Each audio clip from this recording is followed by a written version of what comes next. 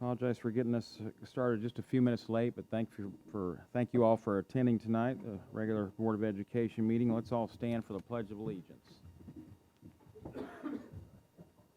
I pledge allegiance to the flag of the United States of America and to the republic for which it stands, one nation, under God, indivisible, with liberty and justice for all. Thank you. All right, is there a motion to approve tonight's agenda? Mr. President, I move the board approve the minutes of January 3rd. The last month. Ms. Tittle? Okay. I got to attend the winter party at Northfleet and on December 13th, and I don't know how many schools are doing this, but it's great if they do. They have the parties all down in the gym. It's wonderful. A grade level comes in, have the party, they leave. Another grade level comes in, they have the party, and they leave. And it's just great. I loved it. So I got to go as a grandma and work for half a day, and it was good. And then I also got to attend Success by Six play group last Wednesday at 3 Trails. Those are every Wednesday at 10 a.m. If you're a parent, grandparent, caregiver in Jackson County, you can participate and check out items such as toys, games, and books.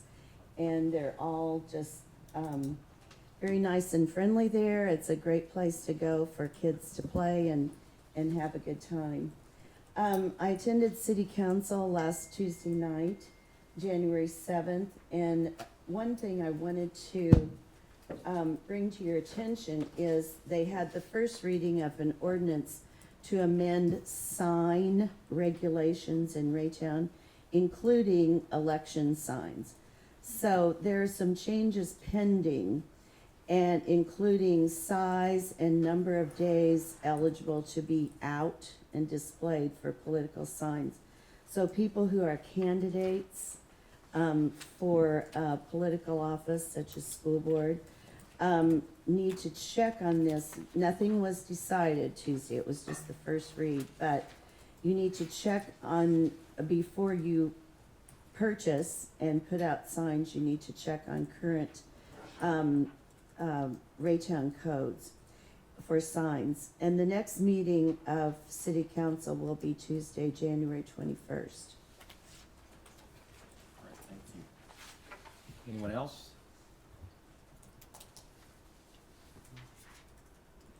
All right. I don't have anything else except to say the other night I went to watch Raytown South play basketball, and they are undefeated. So if you have a chance to see them play, it's a good time, and you will be impressed. So hopefully they continue toward a state championship. All right, superintendent highlights. Two things tonight, Mr. President. One, starting this semester, all high school students that are enrolled in dual credit classes that are on free and reduced status will have no charge for those credits through the University of Central Missouri. So that's a change, that's a positive change. We're excited about that. And the second was, you stole my thunder, South High School basketball is 9-0. They are ranked number 1 in the city, and they're number 2 in the state, class 4 behind Vashon from St. Louis. And I was also at that game. They are good. It's fun to watch them. Aaron's done a great job. That program over the last 5 years with 5 district championships, I think, and 2 regional championships, the second in the state. Maybe this is the year we get it all. So, and that's it. And 5.2 is the introduction of Julia Sal, our grant writer, and I think Sure. Steve's going to do that. This board has provided us great direction over the years, and one of the points of direction that you provided us a year or so ago was go out and find a grant writer. We put out an RFP at your direction and had some really good companies. Julie's firm became the highest recommended and has provided us a great service. Anyway, she's got some highlights of her work that she just wants to share with you, and then some direction we're going from there.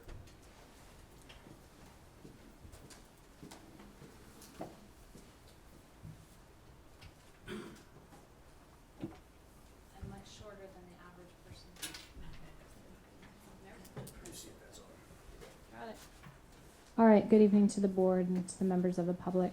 My name is Julie Asel, and I'm the president and CEO of Asel Grant Services, a professional grant services firm based out of the Lee Summit area. We provide training and services for the full grant lifecycle from prospect research, organizational and prospect, program development to grant implementation and reporting after a grant has been awarded. Our organization has 16 grant professionals on staff, 10 of whom are credentialed grant professionals. I've been working with the administration and staff of your school district since March of last year. During that time, we have written and been awarded a couple of fairly significant sized grants that I'm sure that the administration and staff are very pleased with. One is a $250,000 grant from the Department of Justice that is called Technology and Threat Assessment Solutions for Safer Schools, and a $226,000 grant from the Jackson County Community Children's Services Fund. That particular grant will provide social workers to do some work with connecting with mental health agencies in your area as well. We've also written some other grants related to mental health, social work, trying to connect students to services for a variety of reasons who may have those needs.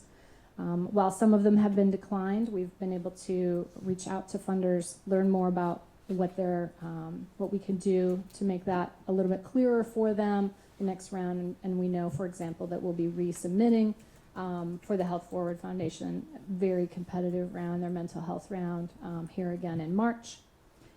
Your staff and administration have provided us with its 3 highest priorities, which we've been researching a variety of grant opportunities for: mental health training and services, as I've mentioned, STEM project funding, and training for leadership staff. We've applied for or considered a variety of other opportunities for safety and security, early childhood, and adult education. Can I answer any questions for you? Well, we thank you very much for being here. It was last month when we were talking about the $250,000 grant that we said, hey, we want to meet this person who's working for us now. So, and you said some things just there that I didn't even realize. You know, I thought it was just a person sitting at home filling out these applications because we didn't have anybody here with the expertise to do it. But it's much more detailed and involved than that. You said they're credentialed grant writers. What Yes. goes into? So I have 10 of my staff who are credentialed grant professional, myself being one of them, obviously. There is a national credentialing, the Grant Professional Certification Institute puts out, just GPC, involves, you know, a certain number of years of experience and success and things like that before you can take the exam. And then you have both an essay, in essence, an essay or proposal writing section, as well as, you know, a knowledge-based section. So. Oh, that's interesting. Very good. Thank you. Other questions? To date, we have been awarded just under $500,000 in grants, and we have spent just under $16,000 for Julie's services. So the return on investment, I would say, has been very successful. I will tell you that that's somewhat unusual. You know, Sorry, we expect it to keep going now. I believe in managing expectations. I'm a former teacher myself, right? There's certain things that you know people should know. One of the things that our firm does exceptionally well, in my opinion, is the fact that we apply for things that we know are good matches, right? We're not just out there shotgunning and saying, how many grants can we spend your dollars for? I mean, that's just not how we work. We research them and we make sure that they're excellent opportunities. Then we work with the staff to say, okay, what is the best thing we can put forth for these dollars? And so in that regard, I think we're somewhat on the conservative side, but I think in the right direction. Can I ask you a question? It's kind of specific and you may not be able to answer, but do you have any recent experience or knowledge of the Sunderland Corporation doing any grants for public school districts? Because I know in the past they have not done that, but The Sunderland Corporation? the Sunderland Foundation. Okay, well, I was gonna say, because they're two different things. Yeah, the Sunderland Foundation is one of the largest foundations in the Kansas City metropolitan area, and they do significant funding for capital. They do not do it for education. well, they don't do it for public school districts, Right. but they do it for education. Well, Do you yes think- and no. So if you're doing capital, you're right. Public school districts cannot apply for capital dollars. There are ways around it at times. Okay, good. That's, So. I guess that's at least a positive way to answer that question. All right, Well, good. yeah. Thank you. It's very nice to meet you. Anybody else have any questions? Thank you. Thank you. All right, did you know? Brooke?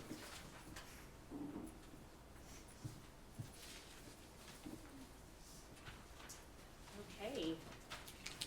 I am filling in for Danielle this evening. She is still at jury duty as of right now. So you get me tonight. So first on Did You Know, we have Raytown Night at the Mavericks, which I always like to highlight. Benefits the Raytown Chamber and of course our Raytown Educational Foundation.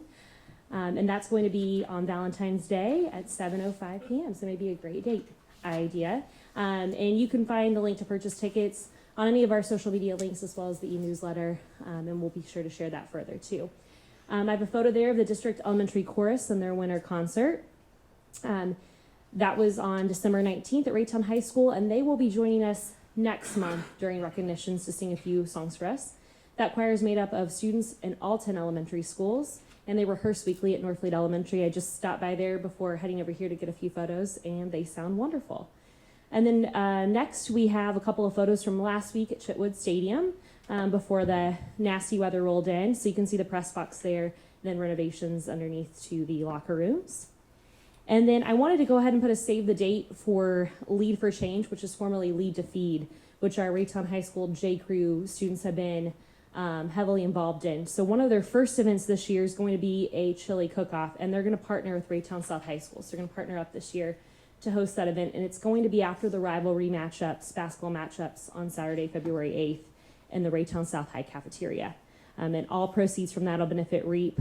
And they're finalizing a few of their other Lead for Change events, but as soon as they have that finalized, we'll make sure to get all the info out via press release to the public, as well as share it on all of our mediums as well.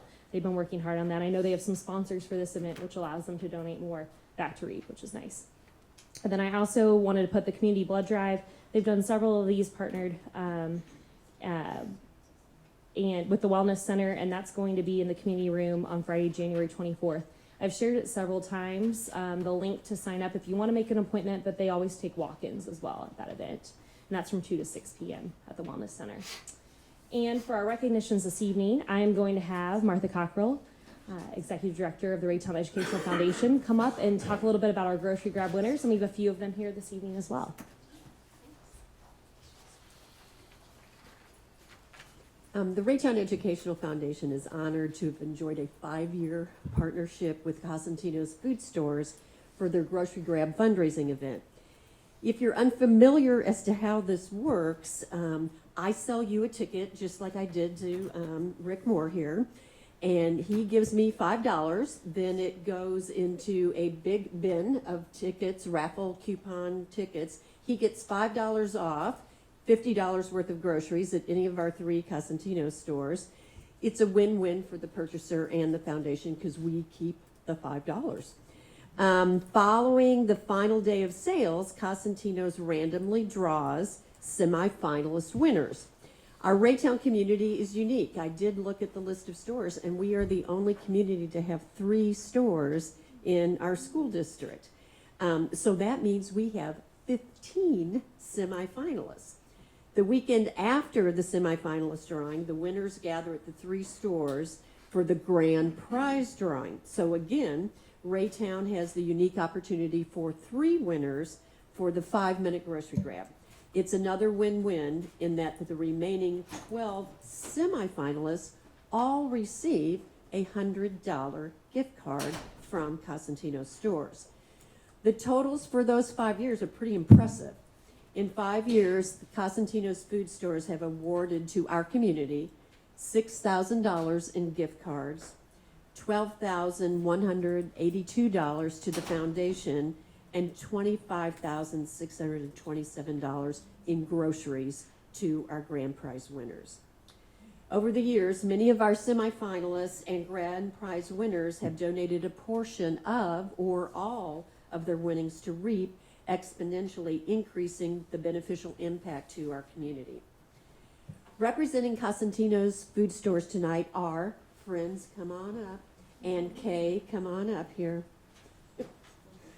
We have Beth Pratt, store director at the Woodson Apple Market, and Carol Rodriguez, store director at the Blue Ridge Apple Market. And we also have with us grand prize winner, our own Kay Brand from Transportation member, who was the grand prize winner at the Woodson Apple Market. Ladies, would any of you like to say anything? I would just like to say on behalf of Cosentino's, I'm glad you support our smaller stores. I know there's a lot of options out there that you can shop at.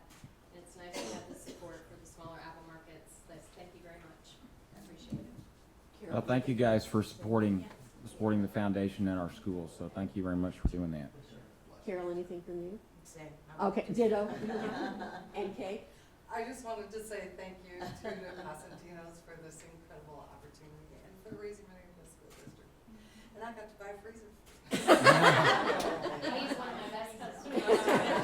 It was really fun to win at my store that I shop at. Yeah, that's great. It was great. Yes, yes. So, on behalf of the Foundation's Board of Trustees, we most sincerely thank Cosentino's Food Stores for investing their philanthropic dollars in both our foundation and our Raytown community.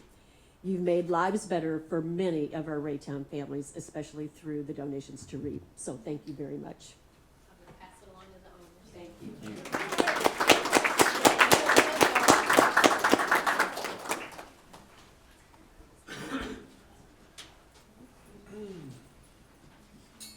And next up, we have Donna Denny here to speak about some recent grants awarded to parents as teachers. Good evening. I'm Donna Denny, and I am the principal at New Trails, but I also oversee Parents as Teachers and Success by Six. Even though they're located at Three Trails, I do still oversee them. So we have had the benefit of having many grants throughout the years, and one of the partnerships that we've kind of formed is with Truman Heartland. And so this year we were awarded 2 grants. The first one was through the Heartland Community Foundation, and it was for Every Child to Ride Safely. We asked for $5,000. We received $2,000. And then the foundation, high school foundation group, actually awarded us another $1,000, but we did not know that until we went to the actual luncheon. And so that was kind of exciting because there are some Raytown students that sit on that board, and so it was kind of neat that they were able to award that money to our school district since they sit on that board. So what we have done is we've purchased booster seats, and families can have booster seats so that kids can be safe in their cars. So a lot of times families may have one booster seat that they share between cars, or grandparents may not have them, or their daycare people may not have them. And so they can request a booster seat from us, and we will give it to them free of charge. And so we will be hosting some events to try to help families access that resource. And we're going to use our parent-teacher conferences at Three Trails and New Trails to help facilitate handing out some additional car seats and letting families know that it's okay that you don't have one, and all you have to do is ask and you can have a car seat. And then we'll be doing some activities in the fall of next year also to try to get those car seats out to people. So if you know of anyone that needs a car seat, our goal is that kids are safe and that they can get to and from school without getting hurt. The other one we got is through the Jelly Foundation, and that was for $5,000. And that one is pretty, there's a lot of details to it, so I kind of gave you a little cheat sheet that I'm going to let Amy pass down. The kind of the gist of this is that a lot of our families do not have access to quality toys, and they don't really know how to engage with their child to help develop that language, those problem-solving skills, that relationship, the bonding. And so it was decided to write a grant, and each parent educator was asked to choose 3 families, and those families had to commit to be a part of this grant.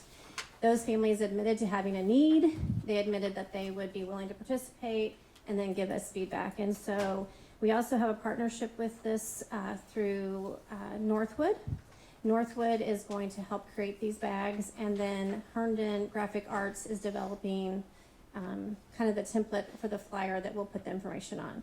So what you have in your hand is an example of what will be in the bag on the whatever is developed through Herndon. They're working on it to kind of showcase and help parents understand what to do with the toys.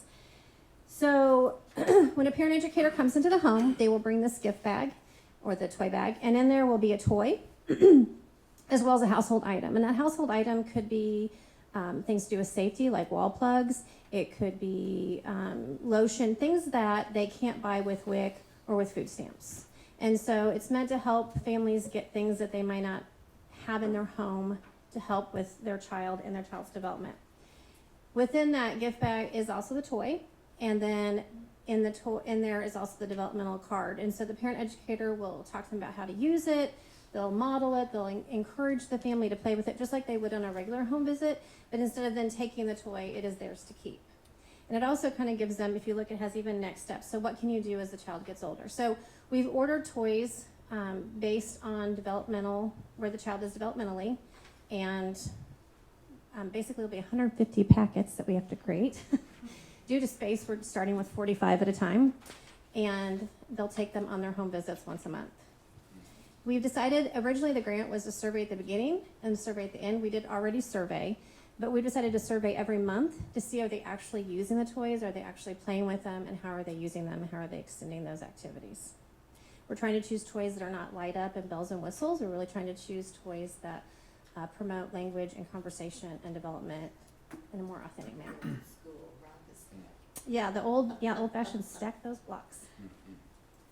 Any questions? I like the household item idea because I think we don't realize that some things cannot be purchased with their WIC money. Right. And so sunscreen and things that are very important, sometimes that's a lot of money to Yes. spend. And there's about $500 left after we purchase of everything. The toys kind of like a $15 range, $10 to $15 for the household items. We're going to have kind of a grocery store of things that if a family needs, such as Lysol, Clorox wipes, detergent, things that they can't get that they also might need, that would also then help create a more safe environment for the child.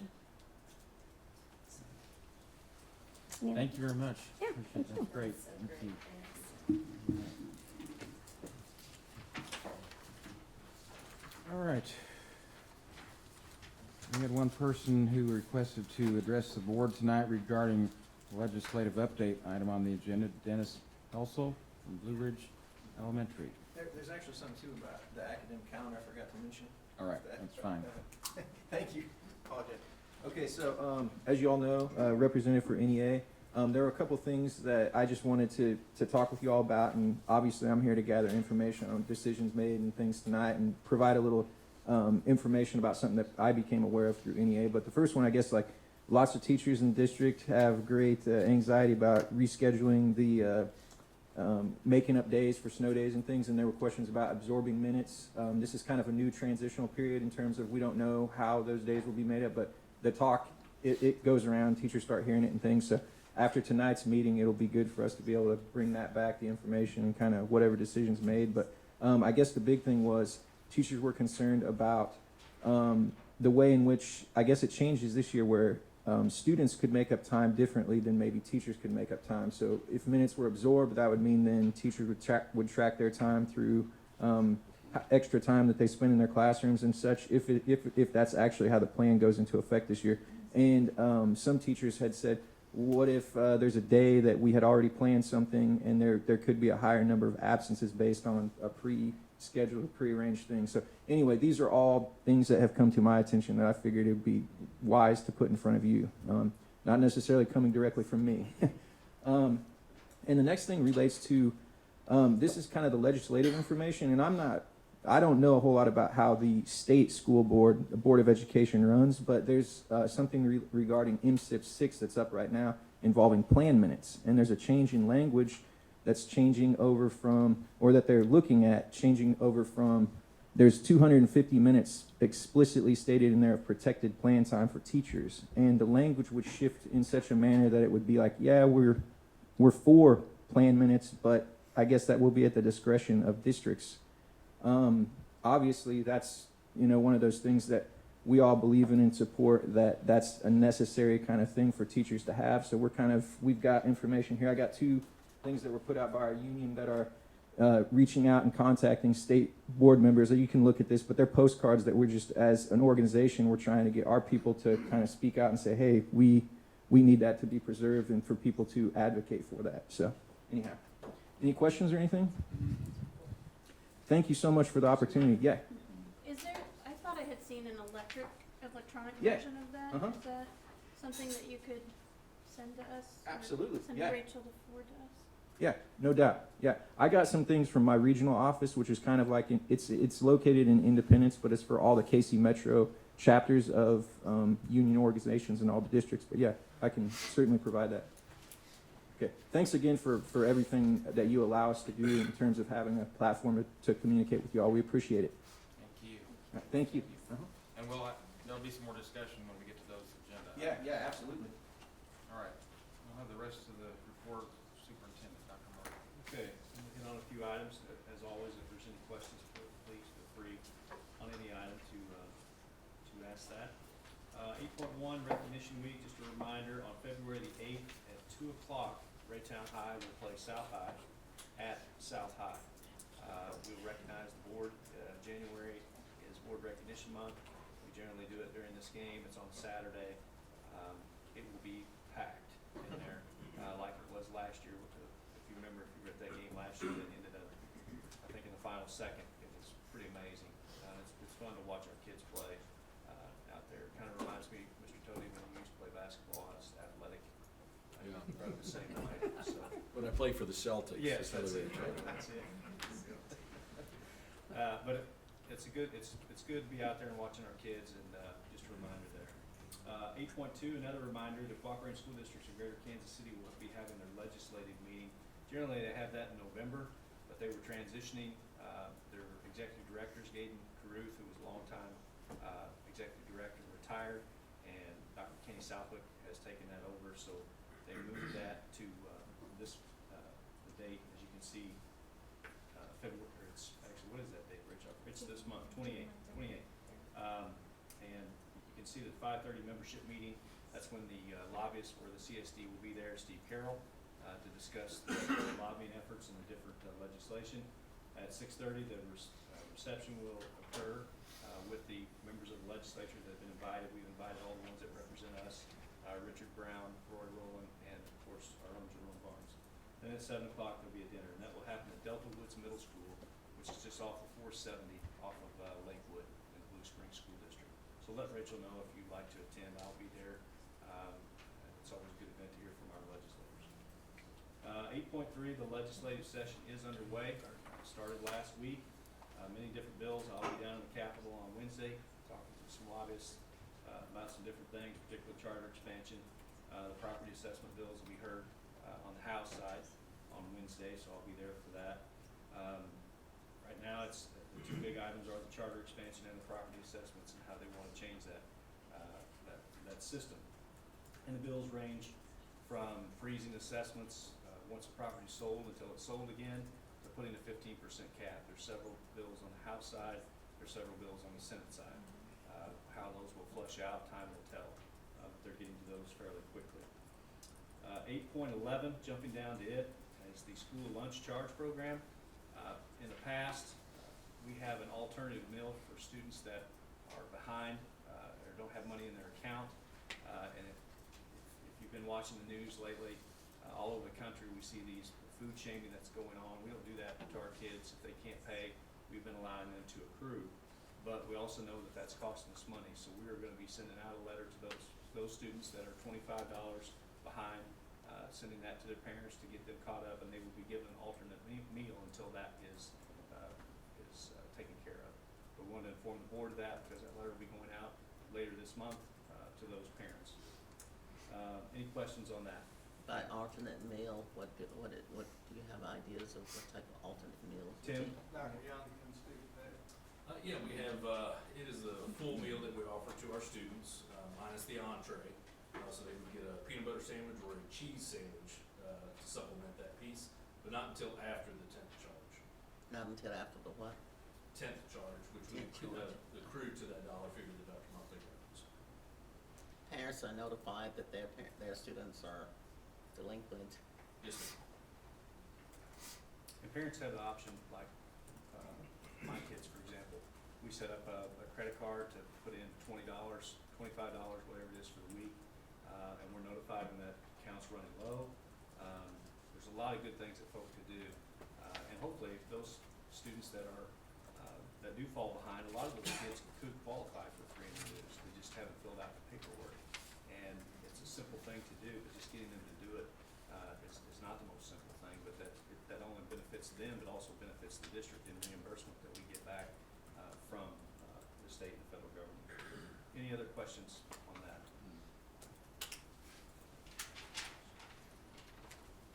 Okay, 8.12, 8.12, high school auditorium update. Travis? We were out there today, Mr. Burt and I, and they'll be finishing up the sheet rock work on the interior tomorrow. Auditorium should be made available back to the students and staff on Wednesday. Questions, Travis? Questions? Okay, thank you, Travis. Did it go according to plan? Well, ideally, I wanted to finish before we came back to school, but I spent some time, as I told you at the last meeting, I wanted to look at cost options and that sort of thing, so we vetted out the costs that they charged us, and so we spent some time on that, so it caused a few days delay here. But there was nothing unusual that happened? Nothing found or anything else additional? Yeah, We no didn't already additional know? problems. Okay. You are correct, no additional problems were noted. Thank you. Any other questions? Okay. 8.1, or 8.13, change orders on bond projects. Any questions from the board on those? We put those in there every month. But you also want the board to have a chance to discuss those if they need to. Okay. And then the 8.14, general obligation bonds payable from the audit report. I think Dr. Schultz going to address this. Yes, and also have Joe Kinder from George K. Baum.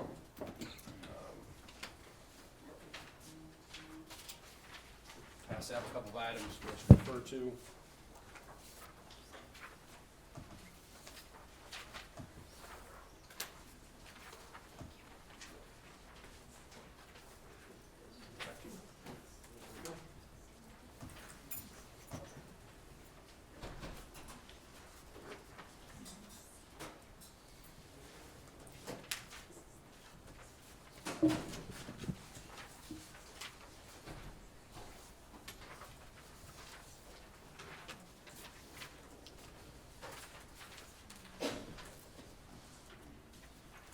Thank you so much. The first item I handed out is page 26 from the audit. In our Finance Committee meeting last month, the Finance Committee had some questions about the interest we were paying on some of our general obligation bonds. You'll note on that page there are 2 or 3, maybe 4 bonds, outstanding bonds that we are paying a range of interest on, anywhere maybe from 2% to 5%.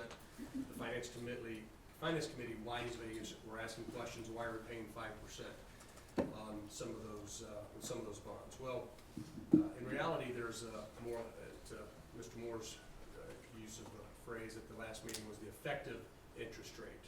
And that second document I handed you outlines what that effective interest rate is, or that net interest rate is on those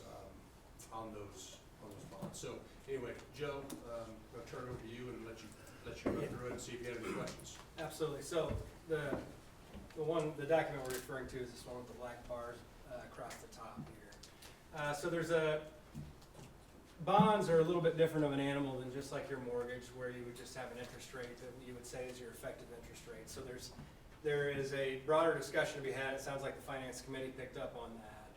Versus your coupon rate on the bonds, which is what the auditor referred to, versus the actual yield that you are receiving on those bonds. So when you can think about the bond yield, that's actually the interest rate, the effective interest rate that you're paying. And we've got a couple different measures of that on here for you. And one of the things that we can do is we can manipulate, we being ourselves as generators of the bond, the coupon rate, so the interest rate that you pay. You can agree to pay a different rate and different things happen there. So if we do something called premium bonds, which you all have done in the past, and we can talk about the reasons behind that, largely being driven because when you are in a bedroom community without a lot of assessed value, without a lot of commercial property, most of your assessed value is coming from homes that are assessed at 19%. You run up and bump up against the state constitutional bonding capacity that you hit in the state of Missouri, which is 15% of your assessed value.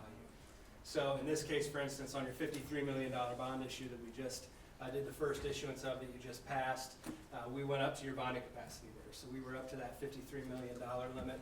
And in order to hopefully get a few more projects done, we did some premium bonds. So in other words, we agreed to pay a higher interest rate on the par amount of those bonds than is the yield, than what you're agreeing to pay basically overall. And what happens then is an investor is willing to pay $10 additional for every $100 they buy, basically.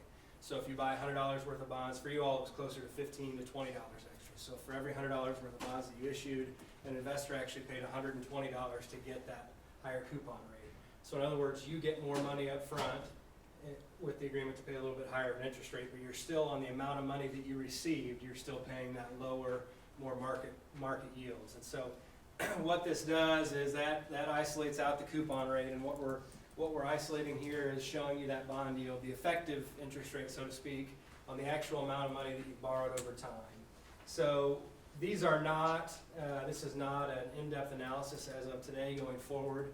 This is looking at each individual bond issue from the time that it was issued until today. So this is the best way to kind of give you a comparison back to that audit report and what you saw there. The difference between the net cost and the bond yield is mostly going to be that the net interest cost there is going to be including our fee and all other fees as interest amortized out over the entire life of the bonds. There are a couple issues in there, the Series 2014 new money, 3 down, and the Series 2019 A's and B's. Those bonds have what we call callable premium bonds. So in other words, you will have the option to go in and refinance those at a lower interest rate into the future here. And so those have a bit bigger gap there in between your net interest cost and your bond yield. And if you really want to get into why that bond math is, we can. But basically that means that as long as you refund those bonds, you will see close to that bond yield. So on the 2014 new money, you've got a bond yield at 3.02%. The odds are right now, even as a taxable refunding, which means we would go out and give up our tax exempt status to do these ahead of when they're eligible to be refinanced. Those bonds are saving a significant amount of money. So you're going to save a lot of money into 2024 when you have that opportunity. You'll receive closer to and end up paying over the life of those bonds 3%. So in other words, let's stick with the 2014 new money.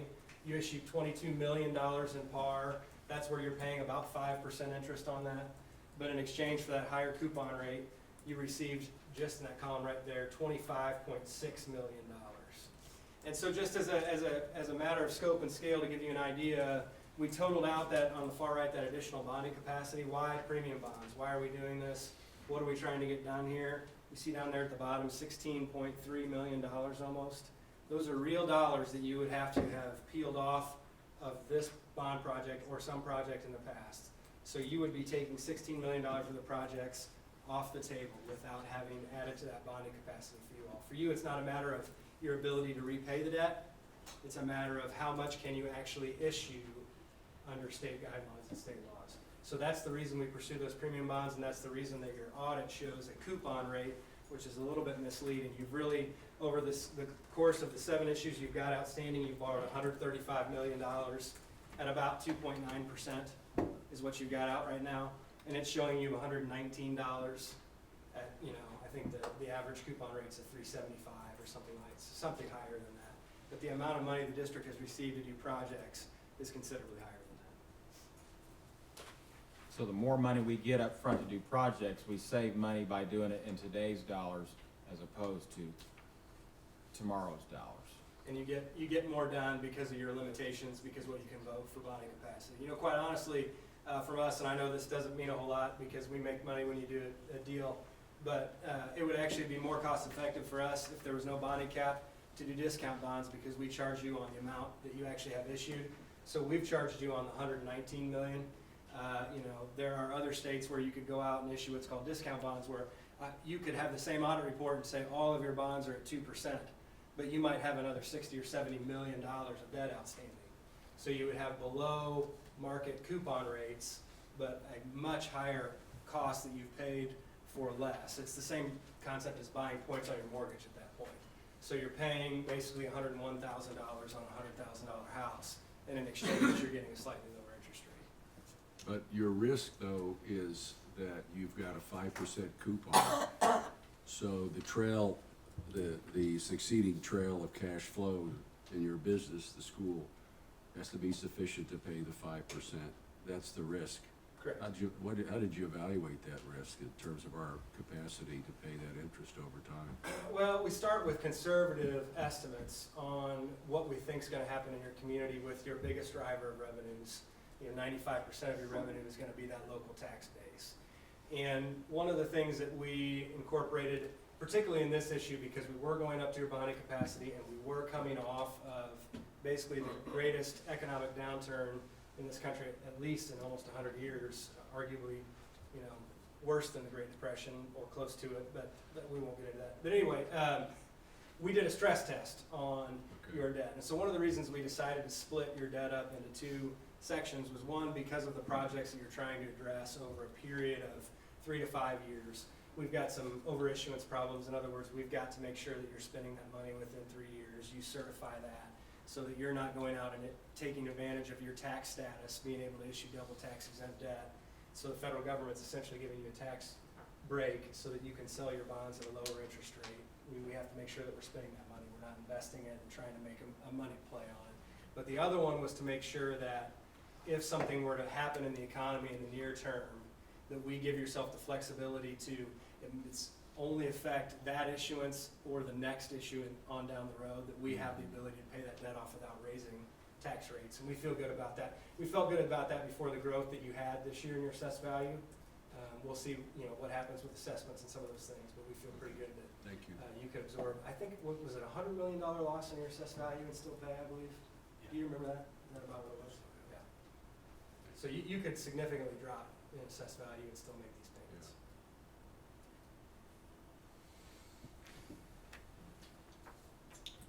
All right. Thanks, Anson. Thank you very I'll much. see you in a little bit, I think, right? 8.15, enrollment, and this pertains to a discussion we had, I believe it was in November, talking about more goals and some things that we wanted to look at. And Mr. Cody brought up the idea of let's study our enrollment and see what we can do to, one, figure out why it's going down, and two, how can we boost it potentially. And we've had some conversations, and that's all they were really, conversations and email here and there, but we'd like for the board president to set up a committee to begin this work. And I think this committee's got to come together. Maybe 1 or 2 board members on this committee. We'll pull some people from the district and sit down and start putting our parameters together on the work that we're going to do and begin those discussions. So that's why it's on here tonight. Just a reminder of that, anybody that'd like to serve. I assume, Mr. Cody, that you'd like to serve on that committee and potentially maybe one other board member. And perhaps we should probably get together with members of the staff and think about who else do we want to invite to come to that meeting. Who are the people? We'll come up with a list of folks who we think, and then maybe we can figure out what that committee is going to look like and then begin our work. Okay. Any questions for Alan on this thing right now? Okay, that's good. Good idea. So I'll put something out. We'll solicit and see who's interested in on that. We'll probably also have some full board work sessions on that. Item 2. And I guess my last item that's not on here, we actually have our new assistant superintendent of secondary education is here tonight, Dr. Andrea Mixon. Here in the back, have her wave in case you didn't know who she was.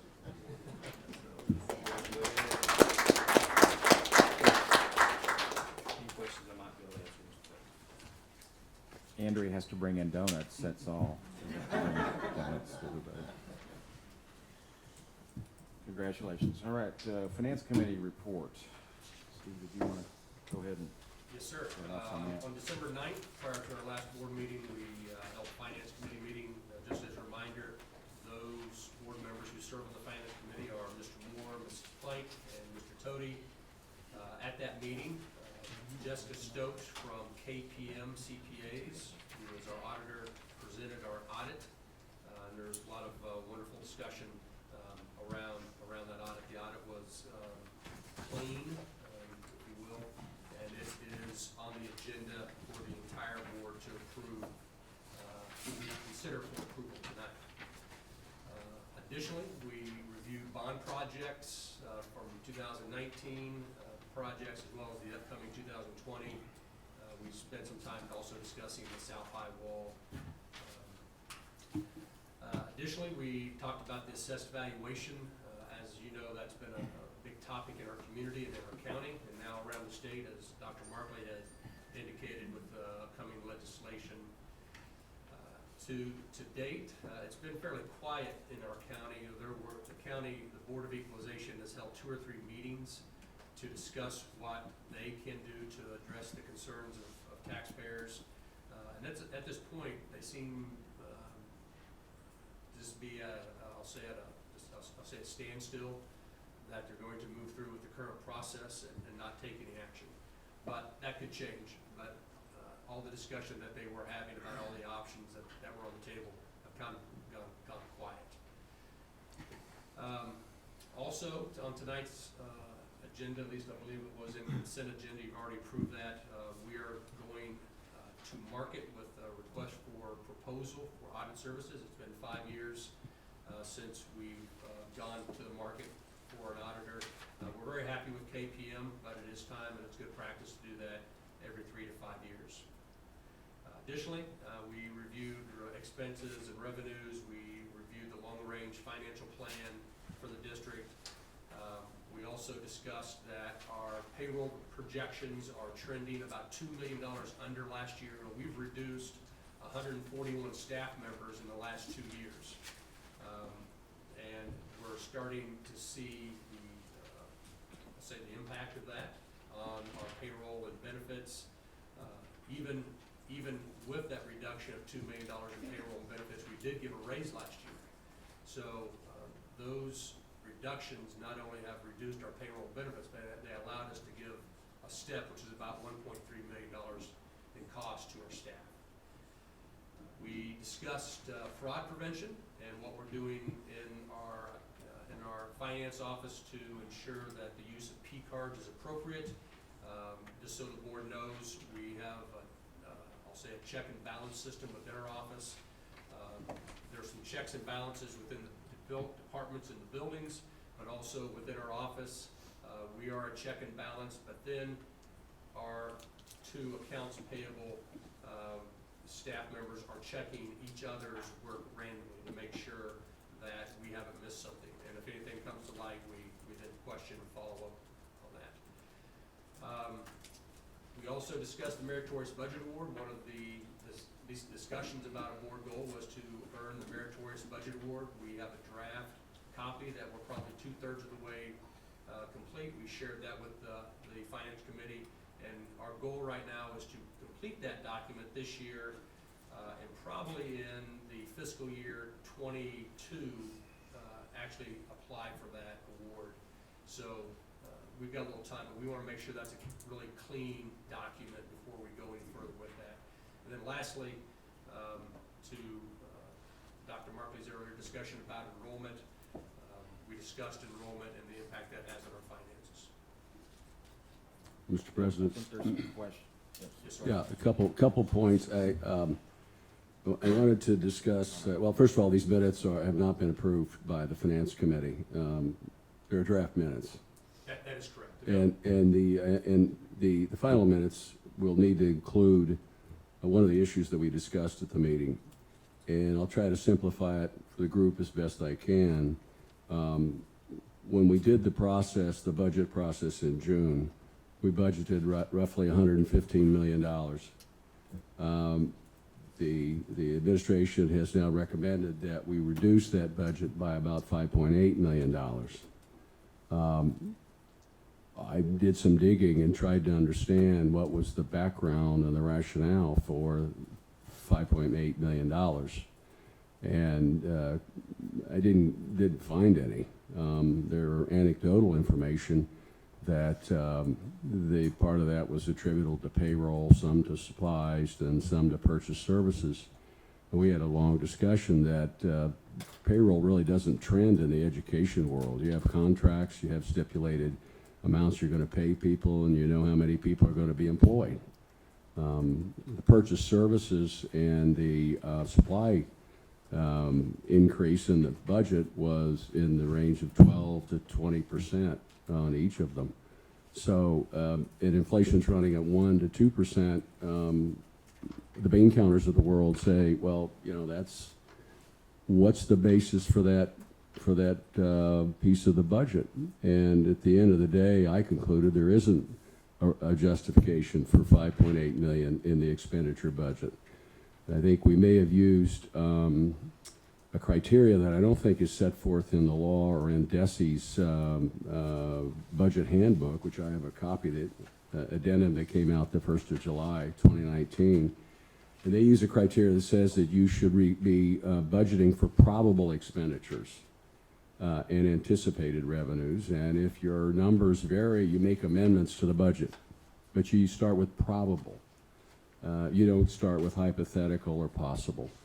And I know there's an incentive amongst anybody who's in the numbers to put forward a budget that you feel pretty confident you can meet. The trouble with that is that we had $5.8 million sitting on the shelf, and I remember two very effective presentations, one by the Teachers Administration Advisory Committee, which said one of the biggest issues we have in the district with respect to teacher satisfaction is class size. And it resonated in my mind. He made an eloquent statement about that, and we didn't have the money for the class size. It was the argument that I recall. Secondly, we had that discussion on our test scores. And I remember Dr. Huff eloquently made the argument that if we had lower class size, we would definitely make improvement, you know, on our scores. And so what I'm troubled with is how do we have $5.8 million on the shelf at the beginning of the fiscal year, and now we're thinking about not spending that when the most significant issue maybe that affects enrollment is the scores. One of the most important issues that affects teacher satisfaction is class size, and class size probably also affects scores. So I think as a board, and I real commit to this, that I expect that next year we're not going to wait to June 28th to debate the budget. We need to be up to speed probably in February or in March, be real smart in April, almost ready to go to press in May, and June we finalize. Because this is a lot of money that we need to put into the production of our system, and I'm disappointed that we missed a year on that. So if I missed the message that we discussed or missed the conversation that we discussed, I'd be more than happy to learn from it.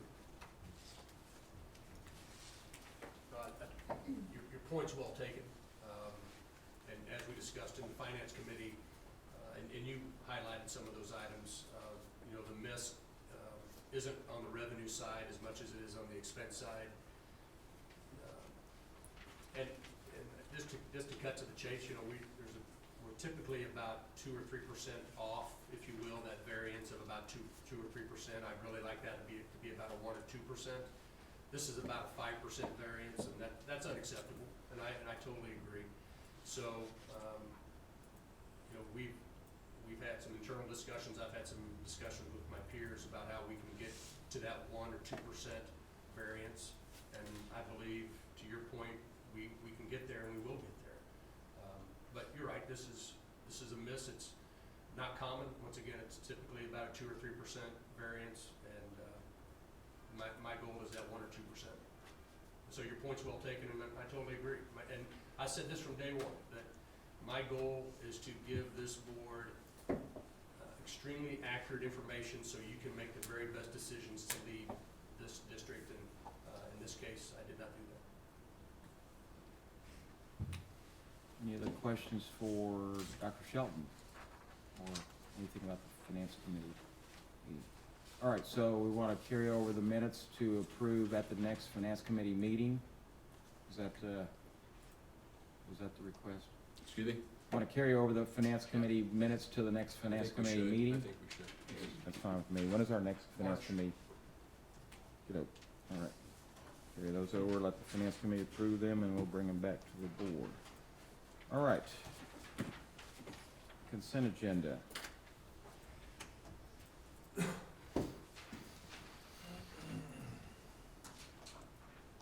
there a motion to approve the consent agenda? Mr. President, I move that the board approve the January 13th, 2020 consent agenda as presented. Second.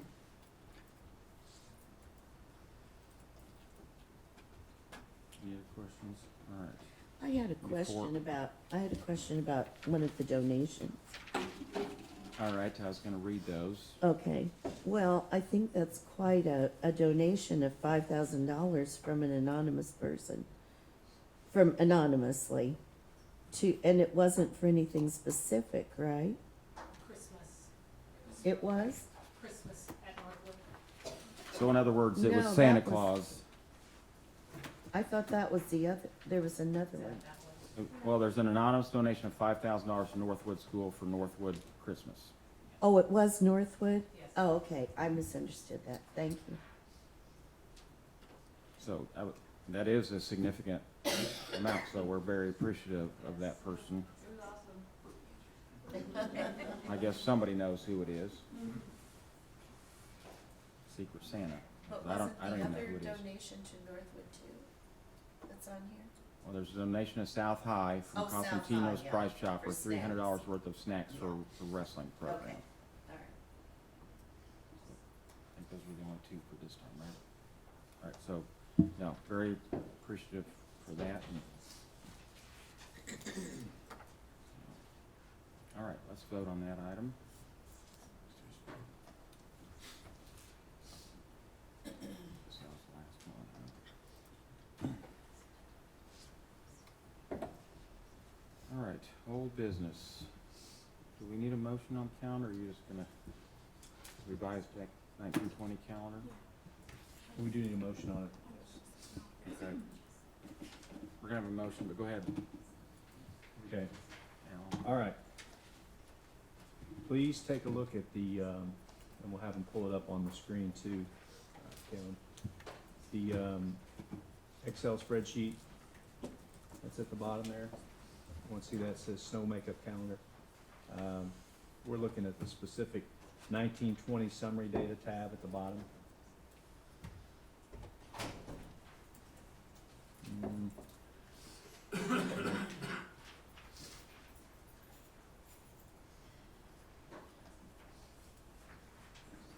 One on the screen looks a little different than what. Does it start 1.1 requirement, 36 Yeah, hours, that's the one we 5.4 should be days? looking at. Okay. To help explain this. Does everybody have that? Let me step back in time, just a minute, so everyone can understand. Remember last year, the legislature was pushing to change the way school districts or change this board's ability to set a calendar, okay? And the idea was that we could not start school 10 days prior to Labor Day, okay? But if you also realize in January, we were setting the calendar for this year, okay? 174 days, at least 1,044 hours. That was our parameters that we have to go by. So the legislative session moves on, they end up passing this bill, okay? And it becomes law August 28th, but the governor signed it actually earlier than that, so it's the law of the land. And basically what it says is, we cannot start school 10 days prior to Labor Day, and we only have to go 1,044 hours, okay? We don't have to go 174 days, 180 days, 150 days. As long as you get 1,044 hours, you have met the requirements set by DESI. Okay? And that's beginning right as the governor strokes with his pen. All right? So the calendar that we set up January of 2019 is going to vary a little bit in what we can or can't do. Really for the positive if we have a lot of snow days. So it went from having snow days put onto the end of the school year to snow days being built in, actually in, for districts that go for more than 1,044. Now, turn your attention to the snow makeup calendar in the Excel spreadsheet. You can see that we have basically 47.2 hours built in, and Melissa's also going to chime in on here as well. 47.2 hours that we do not have to make up, okay? 47.2 that we do not have to make up in the current calendar. So we could miss essentially 7.1 days and still get out on May the 20th, I think is our final day, all right? We have missed 2 days, so we're down to 33.9 or 5.1 hours. Now, in the calendar, when we created, what's that? Hours or days? 33.9 hours, 5.1 days. Now, within this calendar that this board approved last January, the first 2 makeup days were to be President's Day and Good Friday, okay? We're coming with a recommendation tonight to not use those days because we already have those built in the calendar, all right? Now, let's talk scenarios. Winter's not over by any stretch. I think I was up at 4 o'clock this morning driving down Ricky Road to see if there was any black ice, okay? Because nobody else, Travis doesn't want to drive that one, neither does Steve. So I'm the one that does that, all right? So I did that. Winter is not over by any means. So what happens if we miss more days? Well, you can see we can miss up to 5.1. Well, what if we get past the 7.1 and we didn't take advantage of the President's Day or the Good Friday? We can actually, now with the law the way it is, we have half days on Wednesdays. Well, not half days, we have early release of about an hour and a half. We can claw back some of that time and we can go a full day on those days and make up the time. And you can see down here in the notes, every 4.5 Wednesdays we extend to a full day, we grab a makeup day or hours. That's what we're after. So that's what we would do, okay? And then if by the time we get to 8 days, once we miss 8 days, we go to a 1 to 2 requirement.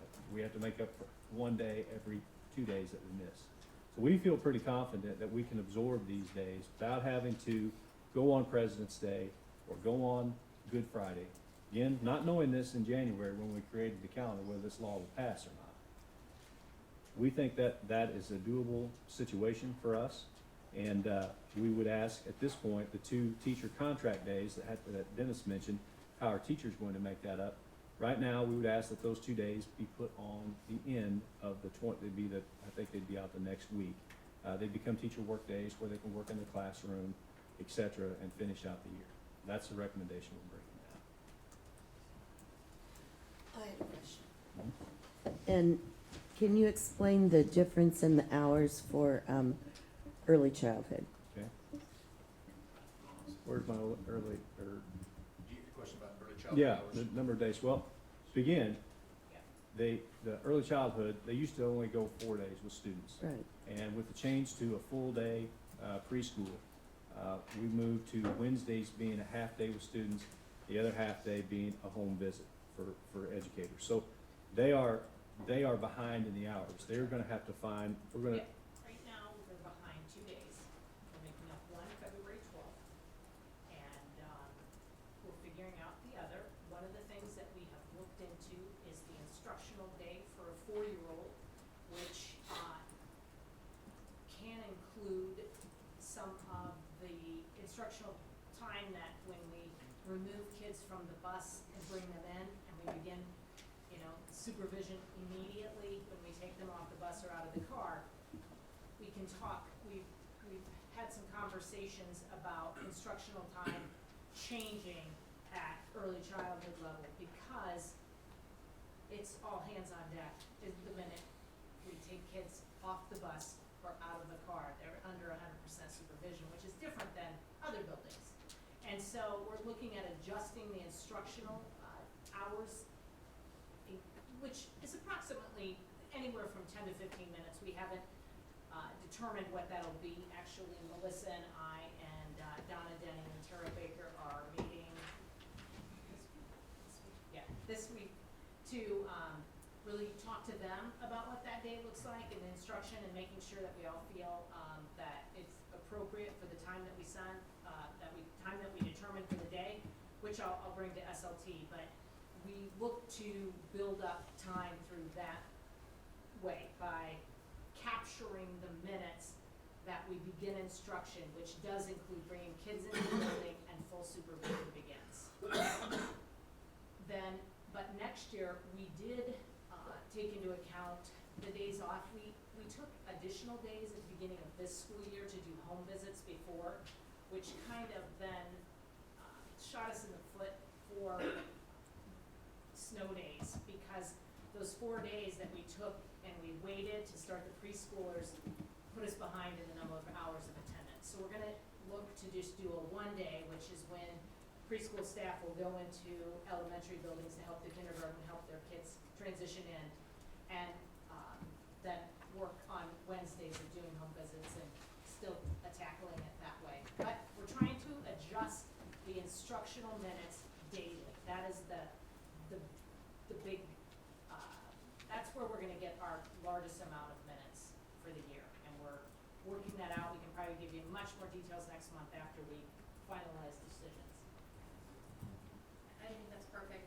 And part of the reason we can do that for pre-K, we can't do that at elementary, is that what's considered instructional time for a 4-year-old is different than what's considered instructional time for the older kids. Just like lunch is considered instructional time because we are doing instruction during that time, versus at the elementary where that 20 minutes of lunch is not able to be counted for instruction. Well, I've been to lunch in some elementary cafeterias, and I think there's a lot of instruction going on in there.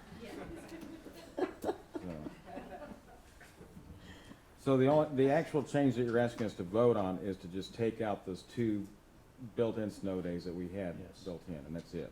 And then, obviously, add those 2 days to the end of the year, so the teachers can fulfill a 184-day school contract. Because the teachers are still on days, the minutes thing does not have anything to do with No. teacher contracts.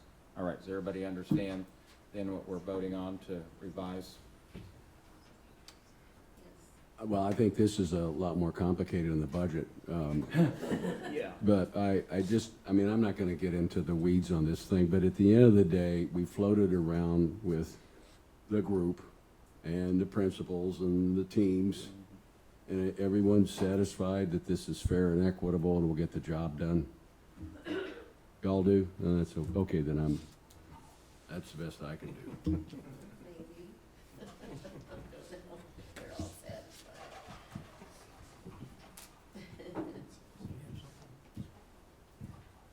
Oh, yeah, so is there a motion to approve? Sorry. Entertain a motion to approve the Mr. revised. President, I move that the board approve the revised 2019-2020 academic calendar. And a second. Second. Please vote on that item.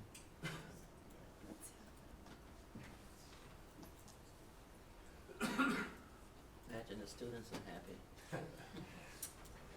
Well, my son, the senior, is not happy. No.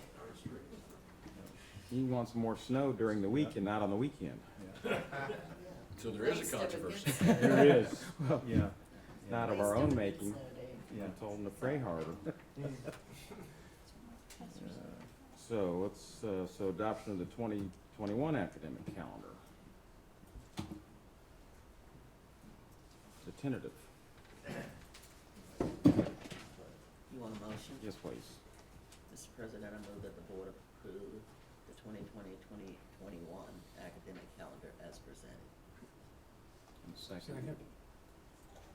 So I think the main thing about this motion is the lateness of the start of the school year. Right. Again, now we are subject to the law that was passed last year. We cannot start 10 days prior to Labor Day. We still have to meet the 1,044-hour requirement. However many days there's some school districts that have gone to a 4-day week. but their days are obviously longer. And it's mostly rural school districts that have done that, but it gives you that flexibility to do that. In this calendar, we solicited feedback from, well, I did from the teacher advisory committee and the sports staff advisory committees. And that feedback, answering different types of questions and making some changes, most notably, since we were starting 2 weeks later, we're pushing the second semester into January. And that's the way it used to be years ago, prior to this law being passed, that districts that elected to go after Labor Day. Some Kansas City did it for years, and when I was in school in Springfield, that's where we went after Labor Day. But one thing that we did change, instead of starting on that very first day we could, teachers, why don't we continue to start on a Wednesday? It's easier on teachers, it's easier on kids, getting back into the swing of things, and that's what we're doing. We could start 2 days prior to that. The January workday, now students are, just so you know, they're not coming back and getting finals on the first day they get back after Christmas break. It still gives us a good 7 to 10 days to get students back in there, review, and take their finals. But the teacher workday usually occurs the day prior to students coming back, and like this year, it was on the Friday after the New Year's. And teachers suggested, why don't we just have, particularly at the secondary side of things, why don't we just have our workday the 15th, or push it back instead of having it right when they come back, and let's bring the kids back on the first full Monday after the break. So that's some of the changes that we did. But if you look, the spring breaks, one thing that we incorporated into it is the Good Friday is actually in spring break this year. We pushed spring break back because we're starting the second semester so far into January as opposed to what we usually do. And when we do our spring breaks, and those of you that have been on the board a while, we try to mirror our spring break with Lee Summit, because we've received their kids at Herndon, and a lot of our kids go to Summit Tech. So we try to keep the same as far as that goes. But again, a calendar, like I tell the TAC committee and the Sports Staff Advisory Committee, everybody will have an idea of how it should be, but at the end of the day, we've got to make a decision, and we can take the feedback and try to incorporate as many of those suggestions as we can. But at the end of the day, this is what we have, and it seems to be, I wouldn't say 100% approval, but pretty high approval rate from everybody. So, Was there any pushback on this, pushing the calendar back 2 weeks from any other district besides? The biggest pushback was, we didn't feel like the General Assembly should be telling school boards when they can start school. That's a function of a locally elected board. But as you know, the tourism industry drove that. As far as, you think about Branson and some of the other places, the state fair was a big selling point, that kids don't get to go to the state fair because they're enrolled in school. And if, as we kind of, at the end of the session, when we look back and saw the battles that we won and the battles that we lost, this is one that we lost. We could have lost a lot more, and if this is what we lose, then it's better than most. And at the end of the day, again though, the philosophy behind it, kids in Princeton, Missouri, up on the Iowa line in a farming community, they may need a different type of school calendar than what we need here in Raytown. And they should have the ability to do that. And I guess they do in some sense. I mean, they're just saying we can't start school 10 days prior to Labor Day, 10 calendar days. So at least the flexibility of the hours and getting rid of the days came along with it. Yeah, that was good. Yeah. So if you have any other questions or comments, send them to Alan. And I've had a few other questions and things too myself. So any other things right now? Please vote on that item.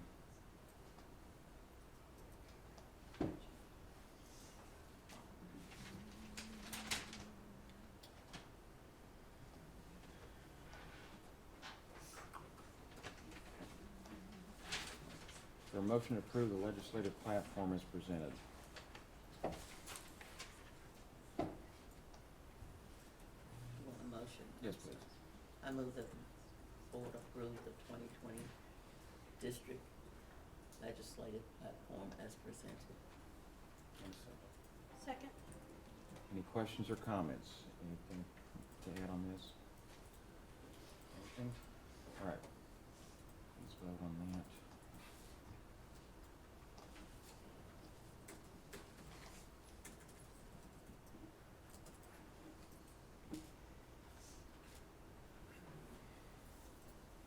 Alonso. Here we go.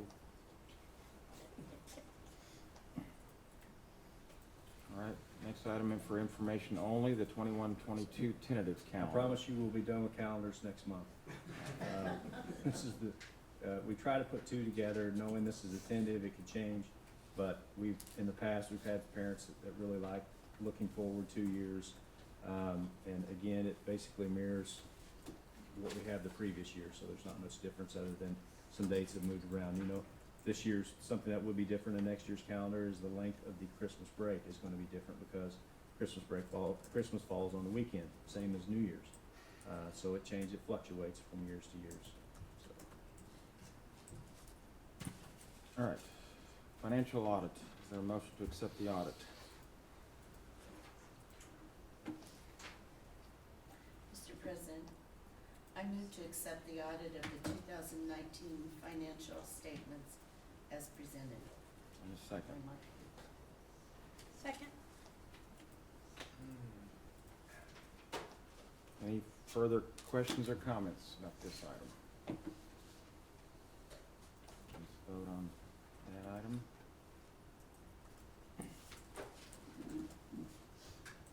Parameter resolution.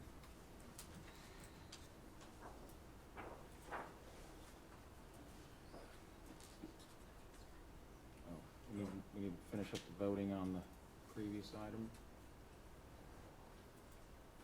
And I need a motion to accept the parameter resolution. Mr. President, I move to accept the parameter resolution as presented. And a second. Second. Sir, I think this is the did we discuss this in the finance committee meeting? We did not, did we? Somewhat, I'm gonna, now wanna. Oh, you are, okay, Back thank you. into the discussions phase. So there's a motion and a second, so we're ready for Okay. discussion. So- After we do 10 jumping jacks and wake everybody up. There we go. So, the document I handed out earlier, where we reviewed, the outstanding bond obligations that we have, the very first item was the 2010 series, GO bonds. That is eligible for refinancing, March 1st. And so we want to bring that to the board as an option. And so once again, I have Joe here, and I'm gonna hand out some financials related to that possible refinancing or refunding. Yeah, well, as you're handing that out, Dr. Shelton, I'll just briefly go over this. This is a refunding that my former partner, Greg Bricker, who you all know pretty well, would say is a matter of bending over and picking up pennies. And so it is not anything that's a slam dunk by any means, or anything that's going to make or break your budget in your Fund 300, your dedicated debt service fund. You have two issues. You have a 2011 issue that is right now currently callable, and the 2010, which will be callable as of March 1st, which means that you all are eligible to be refinancing those on a tax exempt basis. You can do that. They're right now, I think they're sitting at about 3% on average, but you've only got 2 years left to pay. You've only got 2 fiscal years of payments between the two, 2021 and 2022.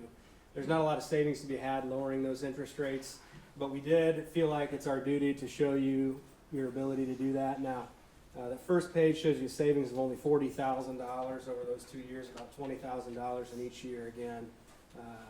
When you're talking the types of budget numbers, 115 million in your operating, and I believe it's 13 or something in your debt service. I don't have that in front of me, although I should have. We're not being impactful to your budget, but it is. These are taxpayer dollars, so I want to show it to you. In full disclosure, on a $5 million-ish deal, we would assume that there will be more costs of issuance than there are savings here. This savings is net of the cost of issuance, so we do believe that you would save money after you've paid us and bond counsel and other people to do it, but you will not save as much money as you will pay us. So by no means am I recommending, this is not a slam dunk that I'll probably be here in a couple, 3 years on your 2014 issue saying, we're looking at saving $2 million for the school district, and it's potentially going to impact you in a positive way in these 3 ways, whether it's moving up the time that you can do it, another no tax increase bond issue, or doing a larger one and something like that. So I would never say that this is something that I would wholeheartedly recommend, but I do want to make sure that you have the opportunity to see it. And you'll probably end up paying, $50,000 plus or something like that to get this thing done, even this short. There's another alternative of finding a bank to loan, essentially loan the money. To remind you, our main goal as your underwriter is to break your bonds up into $5,000 increments and sell them to the highest bidder, whoever's willing to pay us the highest price or pay you all the highest price, which for you means the lowest yield for your bonds. That machine, that gear, we've got 200 institutional bond salesmen accessing over 20,000 accounts, over 20,000 people that might buy bonds. We're really out there trying to maximize your exposure and get the most amount of people coming after your bonds to lower interest rates. But that machine does come at a fixed cost that we cannot go below. So, this is small, relatively small issue for you all, relatively short, but there are some costs that we cannot save on. One advantage to finding a local bank is they're not gonna give us as low a rate as we could find you, but they are going to come with little to no closing costs. So that's something we're also pursuing. We wouldn't charge you for that, but we're looking for that option as well. But this parameters resolution just allows us to go forward. We would still be with the idea of coming back next month and showing you final numbers. If we hit, I believe the savings target we put in there was $40,000. If you wanted to change that, of course, you could vote that down and change that number. I'm going to tell you, you're never going to get $100,000 in savings, even with rates dropping.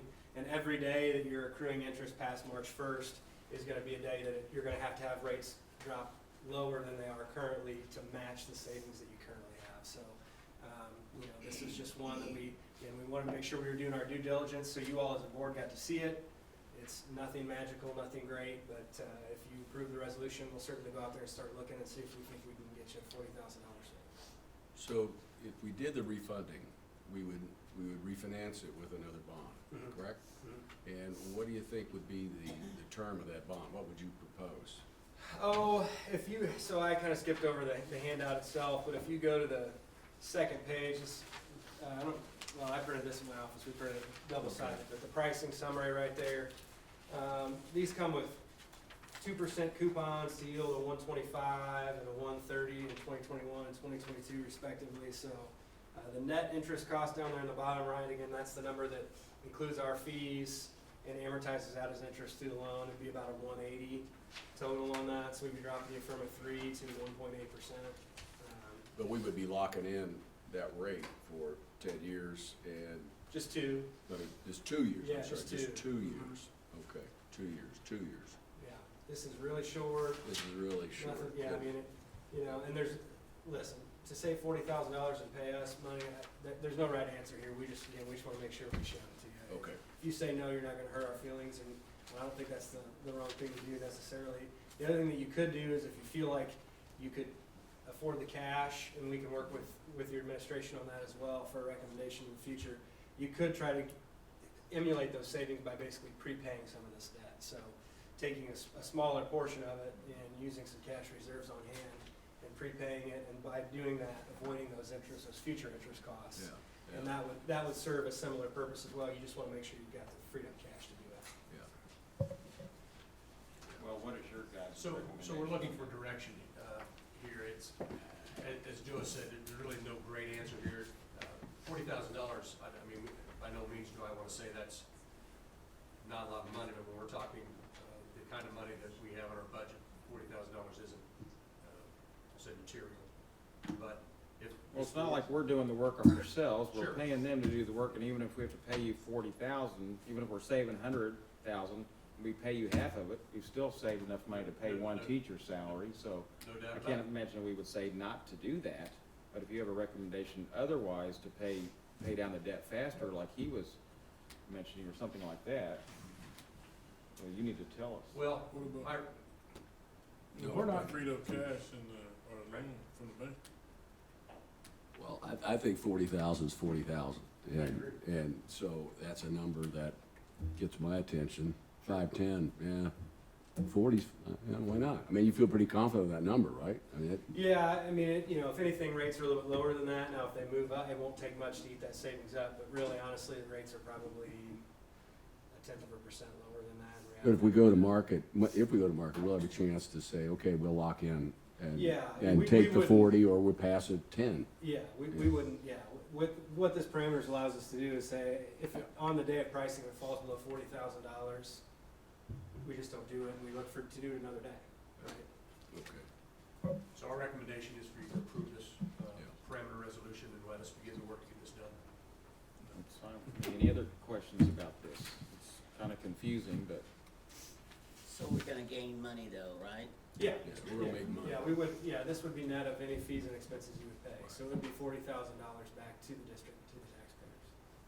But we could do the cash or the loan. for Yeah, and the this bank. doesn't bind you, this does not bind you next month to approve this either, so I wanna be clear on that, and that's why we brought it this month, so you could give us a target, and then if you wanted to do something like have us work with the administration on what we feel would be see if we could emulate that $40,000 in savings at a comfortable level, we'll work on that too. This is not you saying, hey, you've gotta do it this way, this is just us getting this in our pocket. One of the things it allows us to do is we gotta access data from the county, we've gotta have legal teams draft documents. Gilmore Bellis you've worked with in the past. There's a lot that goes into this, and we would never want to bring something to you next month and have it be a surprise that we brought it to you. But if we back away, we don't pay those fees. Correct. So our recommendation is that you approve this parameter resolution, let us come back to you next month. all right, there's a motion and a second. Any further discussion? All right, please vote on the item. Just before a motion to adjourn, Oh. Mr. President, Miss- before a motion to adjourn, I was gonna say something. oh, Did you have- before, go ahead.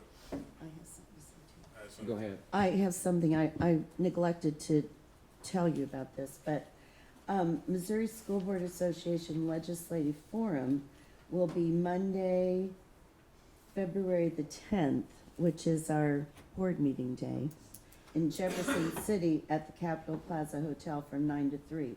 We need a board member to attend in order to qualify for our governance award, which is those plaques up there.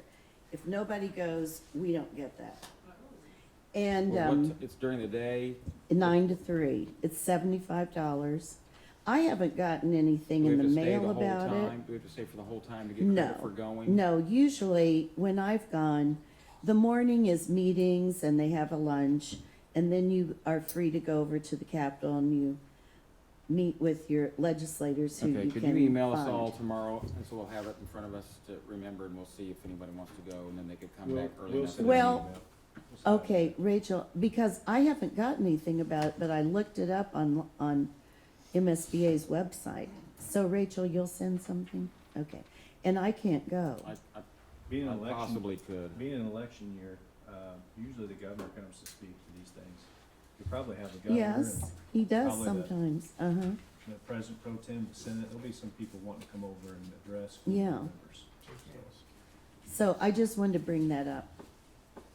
All right, and the thing about, I was gonna mention about, meetings, is there was a request to, think about possibly changing the May meeting, since on our meeting day, we have a meeting, we have graduation the next night and graduation the next night, so I'll send out an email, see if if anyone's open to that, or if there's another date, possibly May 18th, that you might wanna do the meeting, board meeting, so just keep that in mind. All right, so is there a motion to adjourn? Rick, Yes. Mr. President, I'm probably guilty of needing to, stand up and do the jumping jacks. Any, report for the superintendent? Yes. I think you skipped over I wanted to, see about a discussion of the in-school and out-of-school suspensions reports. Sure. Be specific. There was, I was reading one of them that talked about long-term suspensions of being 36.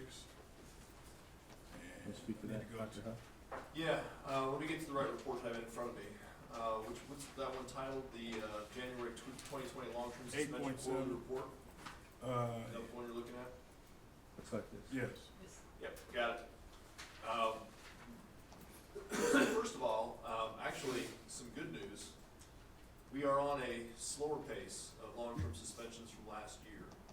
This time last year, don't quote me on this, but we were in the 42, 43 student range for long-term suspensions. And so So that's really good news. Outside of that, what question do you have? Well, 36 and 28, 70, 80% of it is being black students. That seems, what do you think the reason for that would be? Other than, is it not the reason why that number is, but the reason of why, what causes 28 of these 36, what causes a student to get suspension for once? Okay, For one, so, out of school? I'm sorry. What is the reasons for out of school suspensions, I guess? Oh, and I was looking at the other, Yeah. well, what causes particular student, what do you think, how do you think that, what's the correlation? All right, so let me answer that in a couple parts. One is, what I hear you're getting at is that, why is there a discrepancy? You would anticipate or expect that the ratio of suspensions by ethnicity or by demographic would match up with what the demographic is of our general population. And we do look at that carefully, not only in long-term suspensions, but across all of our discipline categories. And actually, this is something that, for those of you who are on the CAC committee, would remember, this is an issue that we talked about pretty extensively as to why we see this discrepancy between actual numbers and expected numbers. We do evaluate that continuously. I will say that our ratio is not unusual as far as that discrepancy goes. That does not make it something that we stand back and say is okay. So we do evaluate it constantly. Now, your question about what constitutes a long-term suspendable offense, that is on the right, those suspendable offenses. Right. And obviously, it does go across all categories. When you look at an issue like disrespectful speech and conduct, that can be a fairly low-level incident. Not here, obviously, but it's the most common. But students can be disrespectful and it not be a long-term suspension. It could be even just a conversation. You really shouldn't talk like that. That was disrespectful. That was disruptive. But obviously, a student can do something that is so egregious that it does rise to the level. Sometimes because of the incident itself, the one-time incident. Sometimes because there's a history of incidents, and this is just one of many. And so, from this report, obviously, we can't really tell.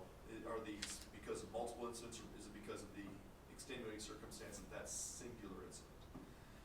And we have a range of things on there, from weapons to fighting to theft and harassment. So, the ratio of incidents that are not long-term suspendable offenses, typically we have much more disruptive speech and disrespectful speech. I would say probably 80% of our discipline that is issued that is not long-term suspendable offenses would fall into those two categories. Under those two categories? Yeah. They're typically low-level incidents.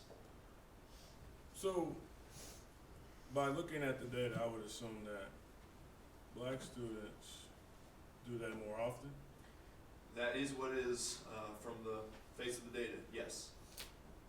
So, there's not another group in double figures.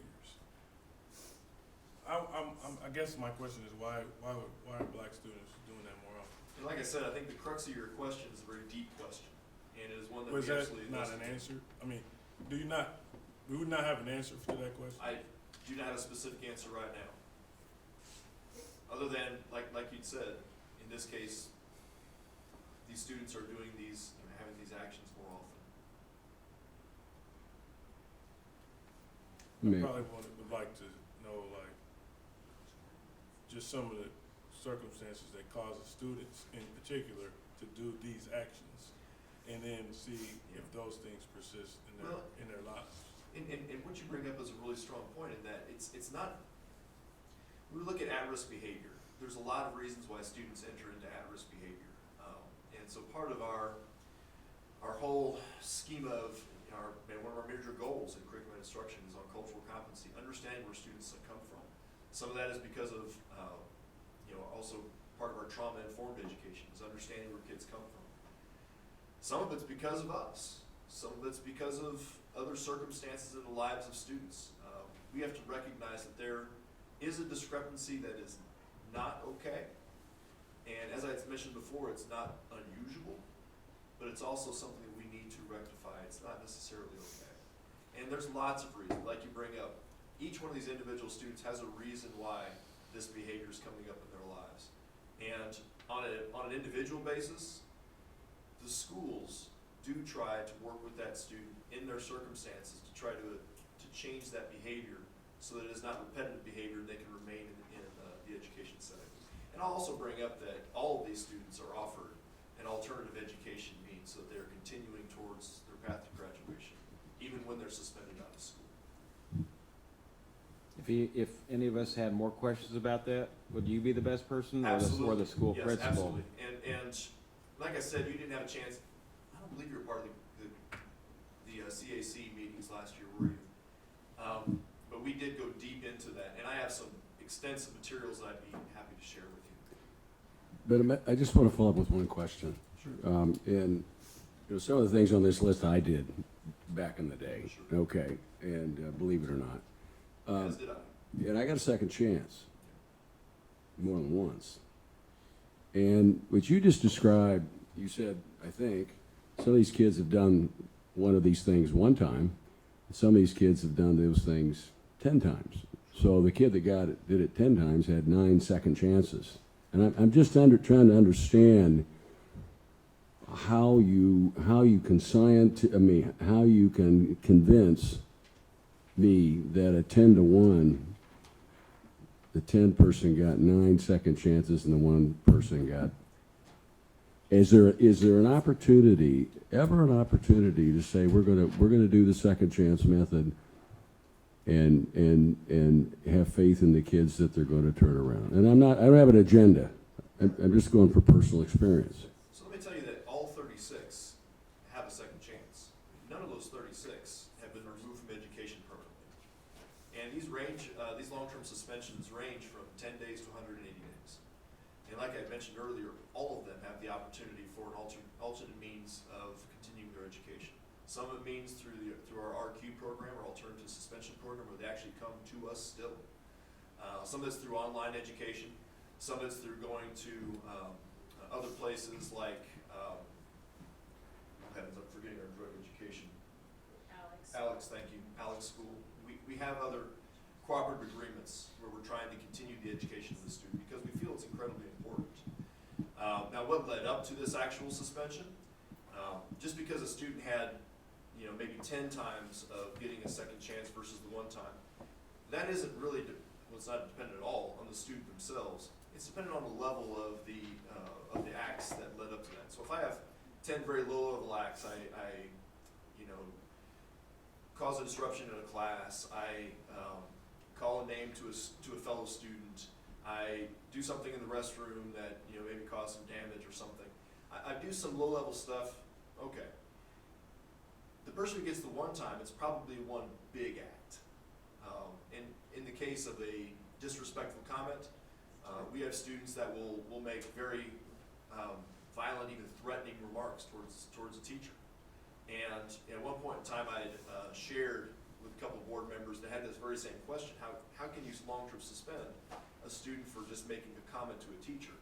And so I sent some samples of the comments that the students had said, and students can say some pretty bad things from time to time.